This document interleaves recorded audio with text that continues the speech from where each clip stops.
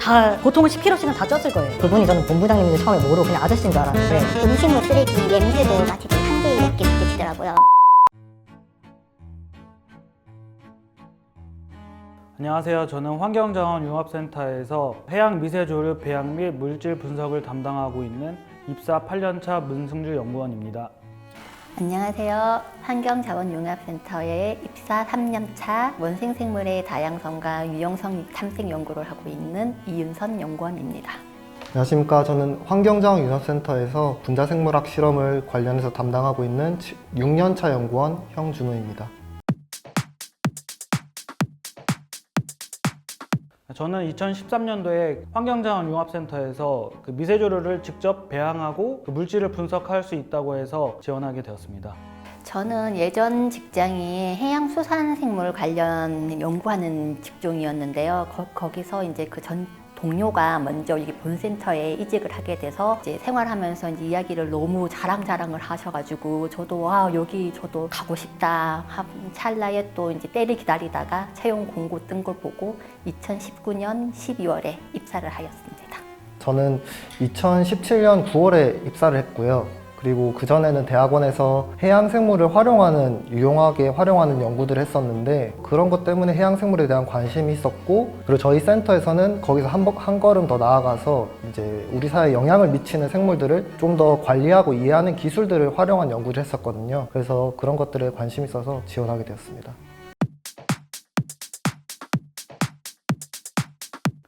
저희 센터에서는 우리나라에서 서식하고 있는 그런 다양한 해양 미세조류를 연구하고 있는데, 저는 그 중에서도 독성 물질을 가지고 있는 미세조류하고 우리에게 인간으로부터 이로운 물질을 가지고 있는 미세조류를 대량 배양을 하고 그 물질들을 분석하고 있는 담당을 하고 있습니다. 본센터는 해양생물 기초 연구부터 시작해서 자원화 연구, 그다음에 해양생물들을 이용해서 환경 문제를 해결하기 위해서 방안을 탐색하는 연구들을 많이 하고 있습니다. 그중에서 저는 기후변화에 따라서 달라진 원생생물의 종 다양성 변화 연구와 또 해양식물 플랑크톤의 유용물질을 탐색하는 연구를 하고 있습니다.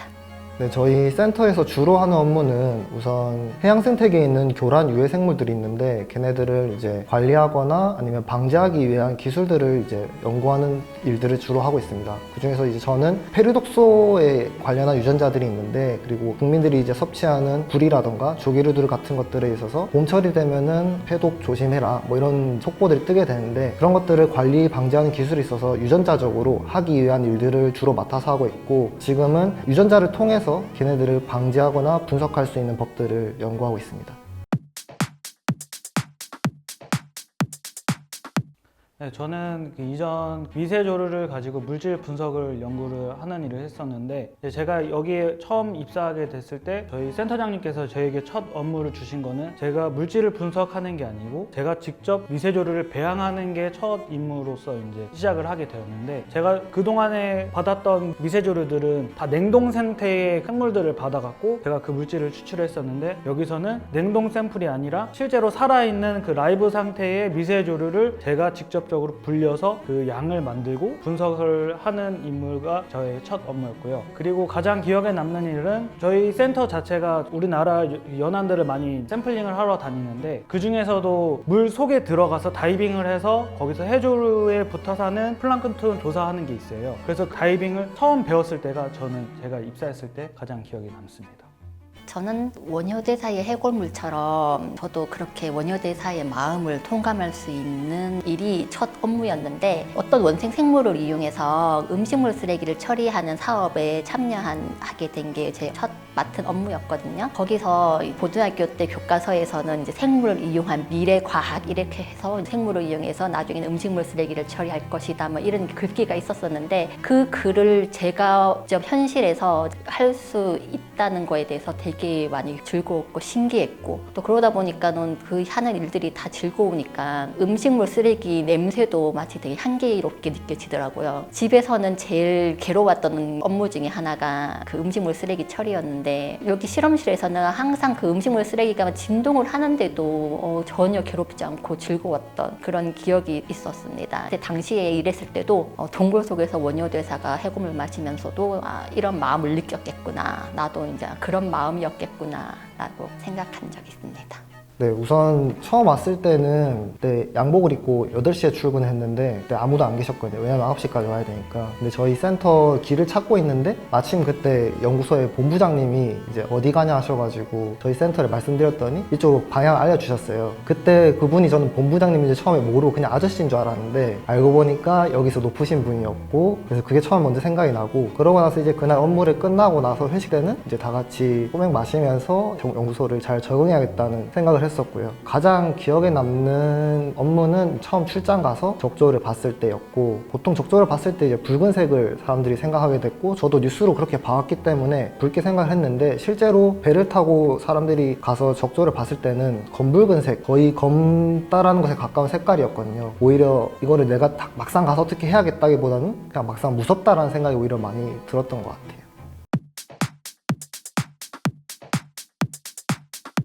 저희 센터의 분위기가 이제 다른 연구원분들도 다 이제 좋다라고 하시는데, 정말로 우리 센터의 분위기가 동생 누나 같은 그런 가족 분위기고요. 저뿐만 아니라 제가 여기 처음에 입사했을 때는 몸무게가 73kg였어요. 진짜 여기 모든 분들이 다 보통은 10kg씩은 다 쪘을 거예요. 센터장님이 밥도 잘 사주시고 술도 많이 먹고, 뭐 요즘은 코로나 때문에 못 먹지만 정말로 분위기가 좋으니까 다 살이 찐다라고 저는 생각을 하거든요. 워낙 다 관계가 좋으니까 정말 좋은 분위기로 저희 랩은 그렇고, 그 다음에 저희 센터의 장점은 국가기관이나 이런 연구소 규모에서는 해양 미세조류 중에 와편모류라고 하는 종이 있는데, 그 종을 대량으로 뭐 100리터, 뭐 톤 단위 이런 식으로 배양할 수 있는 연구소는 아마 차세대 융합기술연구원의 환경자원센터밖에 없을 거라고 생각합니다.